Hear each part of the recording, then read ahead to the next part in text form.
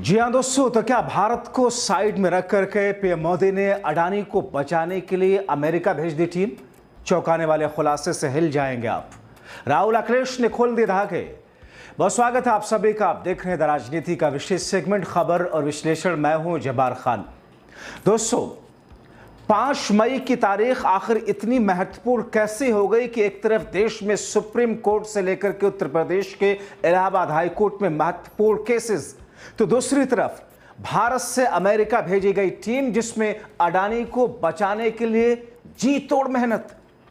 तो क्या अडानी को बचाने की कोशिश मोदी की कामयाब होती नजर आ रही है? आखिर अमेरिका में अडानी को बचाने के लिए जो टीम वहां पर पहुंची और बातचीत शुरू हुई और उसके फौरन बाद कैसे अडानी के शेयर्स में उछाल शुरू हो गए। आखिर राहुल गांधी जो कहा करते थे, जिन चीजों का जिक्र वो बार बार करते थे, कैसे वो सारी की सारी चीजें सच साबित हो गई एक झटके के अंदर। आखिर प्रधानमंत्री नरेंद्र मोदी से जब अमेरिका दौरे पर एक पत्रकार ने सवाल किया अडानी को लेकर के, तो उन्होंने क्यों कहा था वसुधैव कुटुंबकम? क्या उसका लिंक 5 मई को अडानी को बचाने के लिए जो टीम वहां पर पहुंची उससे कुछ मिलता हुआ दिखाई दे रहा है? विस्तार से आपको बताते हैं दोस्तों। आपसे अपील अंत तक इसे देखें ताकि समझ सकें। दोस्तों, एक वक्त था जब आप खबरें देखते रहे होंगे टीवी मीडिया में या अखबारों में, तो आपको अलग अलग सेक्शन की खबरें दिखती थी। या अपराध जगत की खबरें हैं, या राजनीति की जगत की खबरें हैं, या एजुकेशन से जुड़ी हुई खबरें हैं, या शिक्षा की खबर है, स्वास्थ्य की खबर है, और अलग अलग बीट भी होती थी, रिपोर्टर्स से कवर करते थे। मगर मौजूदा वक्त में पिछले 1 दशक से अगर देखें, सारी की सारी खबरें चाशनी में लपेटकर एक नजरिए से पेश की जाती है। अगर कोई बड़ी आपराधिक घटना है तो उसका राजनीतिक सिरा जुड़ करके किस अंदाज में सामने आता है। अगर कोई राजनीति की बड़ी खबर है, कैसे उसका अपराध से जुड़ करके सिरा सामने परोसा जाता है। दोस्तों, चूंकि हम लोगों ने या खुद मैंने जिस अंदाज में एक्सपीरियंस किया अपने इस जर्नलिस्टिक करियर में, पिछले 19 वर्षों से ज़्यादा हो गए, और ऐसे में हमने उस दौर को भी देखा जब अटल की सरकार चली गई और फौरन डॉक्टर मनमोहन सिंह की सरकार बनी। हमने वो भी देखा जब यूपीए 2 पर भ्रष्टाचार के बेशुमार आरोप लगे, जिसमें 2G स्पेक्ट्रम, CWG, जिसमें कोल घोटाला, कोलगेट, जिसमें कॉमनवेल्थ और 2G को तो अदालतों ने खारिज कर दिया। मगर मोदी राज आया और इस बीच में किस अंदाज में इंडस्ट्रियलिस्ट सरकारों के चहेते तो हमेशा से होते हैं, मगर इंडस्ट्रियलिस्ट कैसे, किस अंदाज में, किस तरीके से उनका एक शत राज बनता चला गया, हमने बीते 10 वर्षों में उसकी पराकाष्ठा को देखा। वो अडानी कैसे विश्व के प्लेटफॉर्म पर, विश्व के स्तर पर, न सिर्फ भारत के बल्कि दुनिया के स्तर पर अपनी पहचान उन रईसों में बना करके कैसे खड़े हो जाते हैं। मगर इस बीच में जब घपले, घोटाले और उनके ऊपर अलग अलग तरीके से धोखाधड़ी के आरोप लगते हैं, इकोनॉमिक घोटाले, इकोनॉमिक धोखाधड़ी, इकोनॉमिक घपले के, और फिर अमेरिका से वारंट जारी होता है, गिरफ्तारी का वारंट जारी होता है, धोखाधड़ी का वारंट जारी होता है, जिसमें कहा जाता है कि शेल कंपनियों के जरिए न सिर्फ धोखाधड़ी की गई, और कहा गया कि खुद अपनी ही शेल कंपनियों के जरिए अपने ही शेयर को खरीद करके कैसे उसकी कीमतों में उछाल लाया गया, और किस अंदाज में अमेरिका के इन्वेस्टर्स के साथ में चीटिंग हुई। मगर इस बात को लेकर जब सवाल पूछा जाने लगा भारत में, संसद में, तो मोदी और शाह की जुबान बंद थी। मगर 5 मई आते आते दोस्तों, यह खबरें आपके सामने इस वक्त अलग अलग माध्यम से भी शायद पहुंच रही हो, मगर मुझे लगता कमी है कि शायद इसे लोग दिखा रहे होंगे किस तरीके से भारत एक टीम को अमेरिका भेज देता है और अडानी को लेकर के वहां पर क्लीन चिट दिलवाने के लिए सारे घोड़े खोल दिए जाते हैं। अरबपति उद्योगपति गौतम अडानी को माना यह जा रहा है कि बहुत जल्द रिश्वतखोरी के आरोप में क्लीन चिट मिलने जा रही है। दोस्तों, रिश्वतखोरी, क्लीन चिट, वो सरकार, वो राज, वो व्यक्ति जो कहते हैं कि साहब न खाएंगे न खाने देंगे, मगर रिश्वतखोरी के इस मामले में क्लीन चिट मिलने जा रही है।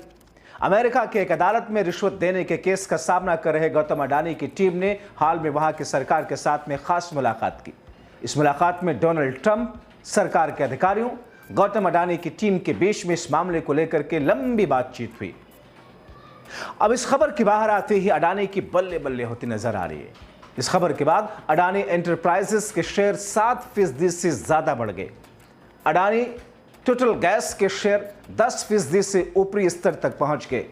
Adani ports, Adani power, Adani energy solutions and Adani green energy के शेयरों में 6 से 10% तक की बढ़ोतरी। अंबुजा सीमेंट, एसीसी के शेयर में भी 2.5% तक उछाल।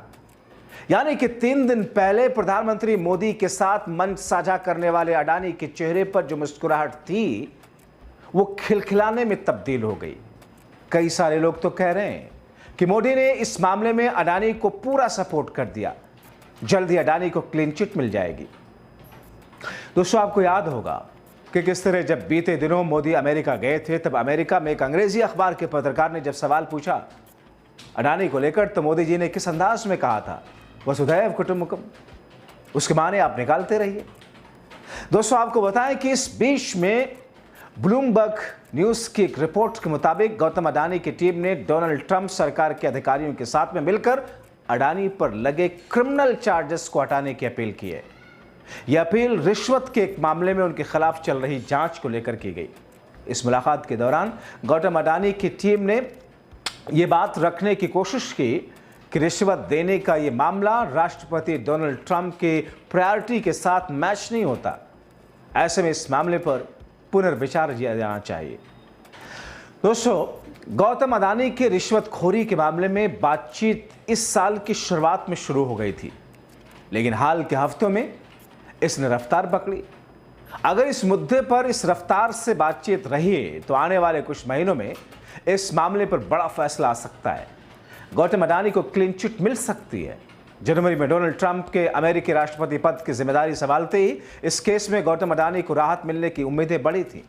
नवंबर 2024 में अमेरिकी जांच एजेंसियों ने गौतम अडानी और उनके भतीजे सागर अडानी के खिलाफ रिश्वत देने का मामला दर्ज किया था। पिछले साल ये आरोप लगे थे। पिछले साल नवंबर में अमेरिकी अधिकारियों ने अडानी और उनके भतीजे सागर अडानी पर यह आरोप लगाया था कि उन्होंने भारतीय बिजली आपूर्ति अनुबंध हासिल करने के लिए रिश्वत दी है और फंड जुटाने के दौरान अमेरिकी निवेशकों को गुमराह किया है। यह गौतम अडानी पर चार्ज था। जाहिर तौर पर दो देश इसमें शामिल हैं। जाहिर तौर पर अमेरिका के इन्वेस्टर शामिल हैं। जाहिर तौर पर अमेरिका, अमेरिकी राष्ट्रपति, अमेरिकी गवर्नमेंट अपने लोगों के हितों की रक्षा करने के लिए किसी भी स्तर पर जाने की बात करती है। इसीलिए वो गौतम अडानी जिनको लेकर के भारत में कोई सोच नहीं सकता कि उनके खिलाफ कोई केस भी हो सकता है, अमेरिका में उनके खिलाफ में केस हुआ। SEC यानी कि सिक्योरिटीज एंड एक्सचेंज कमीशन ने अडानी और उनके भतीजे को समन भेजा था। तो SEC का आरोप है कि उन्होंने भारतीय अधिकारियों को लाखों डॉलर की रिश्वत दी। $750 मिलियन के अडानी ग्रीन एनर्जी बॉन्ड की पेशकश के दौरान एंटी ब्राबरी नियमों का गलत तरीके से पालन किया।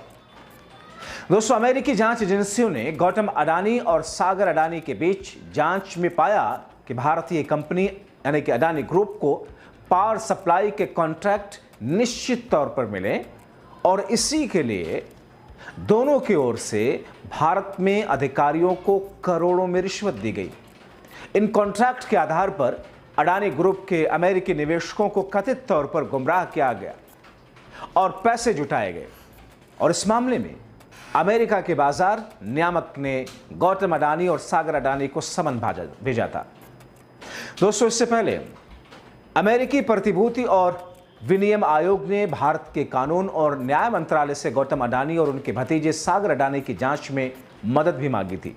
ये जांच कथित प्रतिभूति धोखाधड़ी और $265 मिलियन की रिश्वतखोरी योजना से जुड़ी थी।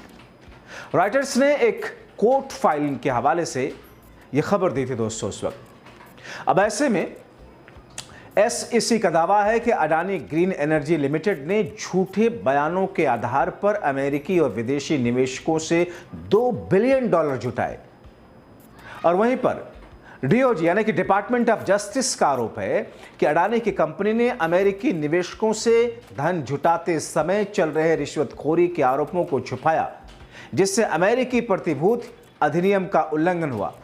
अडानी ग्रुप ने रिश्वतखोरी के आरोपों को निराधार बताया था। साथ ही सभी संभावित कानूनी रास्ते तलाशने की बात उस वक्त कही थी दोस्तों। मगर जिस अंदाज में इस मुद्दे को लेकर के भारत में हंगामा हुआ, विपक्षी पार्टियों ने संसद के भीतर इस पर सरकार से जवाब मांगा। प्रधानमंत्री नरेंद्र मोदी को मजबूर किया कि इस पर बोलें, लेकिन मोदी ना तो अडानी पर बोले और ना आज तक मणिपुर गए, जिस मणिपुर को लेकर के पार्लियामेंट के सत्र में लगातार हंगामा चलता रहा। अडानी के मुद्दे को जिस अंदाज में भारतीय जनता पार्टी से जुड़े हुए सांसदों और नेताओं ने हवा में उड़ाया, ठीक वैसे ही जैसे अनुराग ठाकुर ने नेता प्रतिपक्ष राहुल गांधी के लिए कहा था, जिसे आम भाषा में गाली माना जाता है कि जिसकी जाति का पता नहीं वो भी जातीय जनगणना की बात करता है, ये लोग तो हिंदुओं को तोड़ना चाहते हैं, ये धारणा बनाएगी। मगर अब वही भारतीय जनता पार्टी अब उसी लाइन को लेकर के आगे बढ़ रही है, जिस लाइन को राहुल ने लिया, जिस लाइन को नीतीश ने उठाया 90s के आखिरी दशक के लास्ट में, जिस लाइन को लेकर के लालू प्रसाद यादव आगे बढ़े, चिराग पासवान के पिता रामविलास पासवान आगे बढ़े थे, अब उसी लाइन को बीजेपी और अनुराग ठाकुर लेकर के आगे बढ़ रहे हैं। तो एक ऐसी स्थिति जहां पर जिस मुद्दे को लेकर के भारतीय जनता पार्टी ने संसद नहीं चलने दिया, मगर हालात ऐसा पलटी खाया कि उसी मुद्दे को लेकर के खुद बीजेपी आगे बढ़ रही है। ऐसी अडानी का मुद्दा था, आपको याद होगा एफडीआई का मुद्दा भी ऐसा था। साल 2010-11 की बात है उस वक्त दोस्तों, जब देश के अंदर विदेशी निवेशकों को लेकर के लाने की बात कांग्रेस ने शुरू की। यही भारतीय जनता पार्टी संसद के भीतर लगातार 2 सत्र नहीं चलने दिया था। आपको याद होगा यही आधार कार्ड इसका प्रयोग आप करते हैं और जिसके बुनियाद पर आज 80 करोड़ जनता को मोदी शाह की सरकार में फ्री में 5 किलो राशन दिया जाता है। यह आधार कार्ड कांग्रेस पार्टी के वक्त का लाया हुआ उनका आइडिया था, मगर तब यही मोदी पानी पी पी करके कोसते थे दोस्तों। यही फूड सिक्योरिटी बिल जो कि यूपीए की सरकार लेकर के आई थी, जिसके आधार पर आप सभी लोगों को खाना देने के उस कानून के तहत 80 करोड़ लोगों को आज अपने तस्वीर वाले झोले के साथ में दे पा रहे हैं।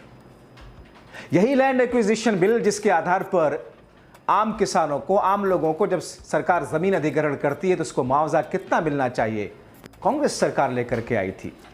तब हर मुद्दे को, हर तरीके को भारतीय जनता पार्टी विरोध करती थी, घेरती थी। यही जीएसटी जब कांग्रेस लेकर के आ रही थी, संसद नहीं चलने देती थी बीजेपी। प्रधानमंत्री नरेंद्र मोदी गुजरात के मुख्यमंत्री हुआ करते थे, वहां से दहाड़े मारते थे। यही आतंकी हमले जब मनमोहन सरकार में होते थे, 2008 के वक्त में ताज मुंबई अटैक हुआ तो गुजरात से मुंबई आ गए थे प्रधानमंत्री, मौजूदा वक्त के उस वक्त के मुख्यमंत्री थे गुजरात के, और मुंबई में आकर के प्रेस कॉन्फ्रेंस कर रहे थे कि सरकार जवाब दे, कैसे करा दिया। आज सरकार ये कह रही है कि साहब सवाल मत उठाइए, मामला संवेदनशील है।